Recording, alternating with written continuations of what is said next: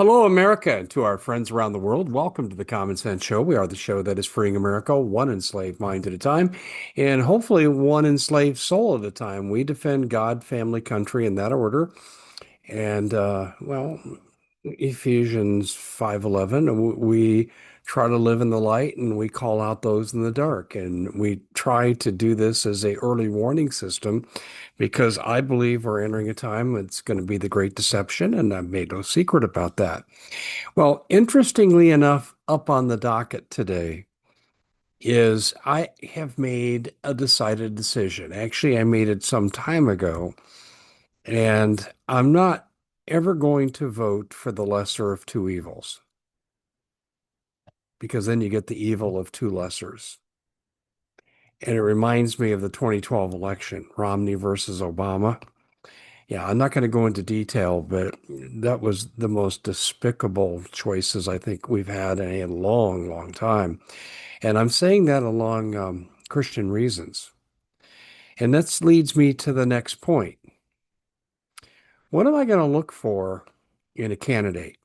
Now, I'm merely expressing my opinion as one, an American, two, as an American that wants the Constitution enforced as was written, three, superseding the Constitution are the Ten Commandments, and four, I'm demanding and not asking. I'm demanding that we only elect Christians. Oh, the horror of it all. He actually said it. No, I'm not asking for anyone to discriminate, to humiliate, to chastise non-Christians. That's not what I'm about. But this country might be irreparably damaged. But I also know we serve a supernatural God that can do anything. And we're going to have a big, big turnaround. Now, Nineveh did it, and I talked about that last week. Yeah, so we can be Sodom or we can be Nineveh. And we went into that in some depth. And right now, we're not going down the path of Jonah's coming to town and we're all going to change from the king on down. We have a real issue. And the real issue is us and our ungodly leaders. And I'm going to get into that here today and clarify a few things. But first of all, we do have a sponsor. Um, I'm a fan of Big Pharma to some degree. My doctors, two of them I see, actually include the eye doctor and dentist, they're great. They care whether I'm healthy. They absolutely do care. It's not perfunctory. They ask me how I'm doing. They engage in conversation. I know a lot of you have assembly line doctors. Change if your insurance will allow you. But the one thing that I can tell you is that medicine has limitations. Natural medicine comes from God. And I have such a product here, the Nanosoma liquid spray. I remember when I told you about this and you saw me, I looked awful. I had pneumonia and strep lung linings from RSV. The pneumonia we got through really quickly. And who knows why I got so sick? That is still a mystery. And then the RSV, terrible prognosis. Dave, you're not coming back from this.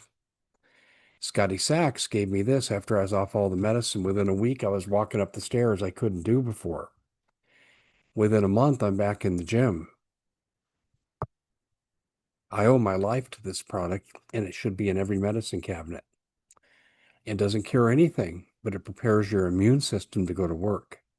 Description for that is located at iwantmyhealthback.com/Dave Hodges. iwantmyhealthback.com/Dave Hodges. And I'm sure after you look at this and the other two products that they have that form the starter pack with 15% off, you're going to say, I need these products.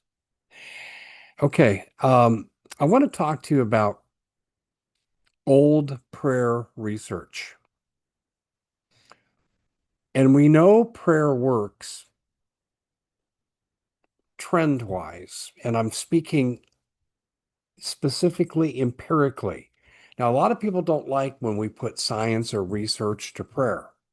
And to a large extent, I agree with you. We believe what we believe on faith. And I'm talking about the Christian religion. However, and here's the big however, Isn't it wonderful when you can go study something with the science and the technology that God allows us to create? God invented scientific principles, right? He spoke the universe into existence with all its laws. But isn't it wonderful when we can look at research and say, yeah, it's kind of telling me what I already knew, what I already accepted on faith. And what we're looking at here, was that something from the ether that did that? Anyway, um, let's talk about old prayer research.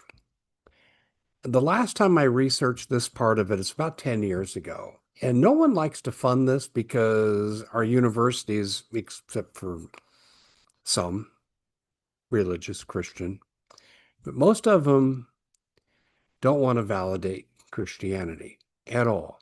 They serve a woke agenda, to use a euphemistic term. But there have been 16 well-designed studies. And what they showed was that prayer does make a difference. And they even got into people praying in mass for the same thing. Seems to even have a better effect size. The problem is, though, and I need to explain a little bit about research to you, you get into levels of confidence. In research, we want to do the research over and over and over until we get the same result. And we want that result to be within 0.05 of the studies. So we could run 10 more studies and still be at less than 0.05. That means your research has less than a 5% chance of being due to chance. We haven't approached that with those studies. The trend curve is close, but it's not 0.05. And it's not because it's not true, it's because they haven't done enough research. It's hard to get it funded. Ungodly people will not fund this research. And even people who are godly might be afraid of their own shadow and say, if I do this, I'll get criticized. I might lose my job. And I'll just remind those people that Jesus said very clearly, if you deny me before man, I'll deny you before my Father. And just a little warning there. But let me give you an example of one research study they did that was absolutely phenomenal. They did a double-blind study. Protocols are good. People were instructed to pray for people in a cardiac ward in a specific hospital. They weren't told the location. They were only given the first name and last initial, and they were told to pray over this condition. Now, they did an aggregate prognosis, and the average person was predicted to live an average of 6 months. Some might live 3 years, some might live 3 days. But 6 months was the figure. And then they had to match that to another hospital for a control group where the approximate expected survivor rate would be about the same.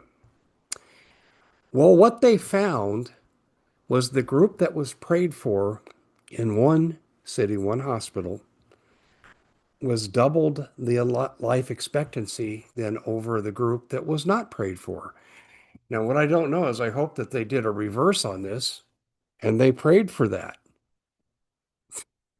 I hope they didn't leave them hanging, but that's what a control group does. People didn't even know they were in a study. Neither group knew they were in a study. But what's interesting is they showed pretty conclusively in this study that prayer extended life based on prayer. Interesting. Problem is, we're not at the 0.05 level. And that was about the best scientific research we had until recently.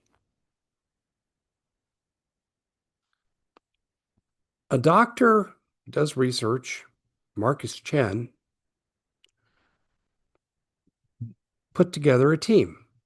Some were graduate students, some were fellow professors.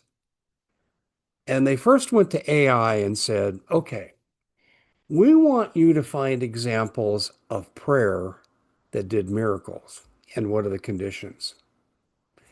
This is the latest. Now, I don't trust AI, but the humans did follow up and do their own research on the same findings that AI presented. Okay, and they found pretty much the same thing. Little variation, but the same trends. Would you like to know what the four elements of successful prayer are that get matched highly to unexpected miracles, whether it's health recovery, finance, whatever it would be? Well, we're going to give that to you in the next segment of the Common Sense Show. Stay tuned.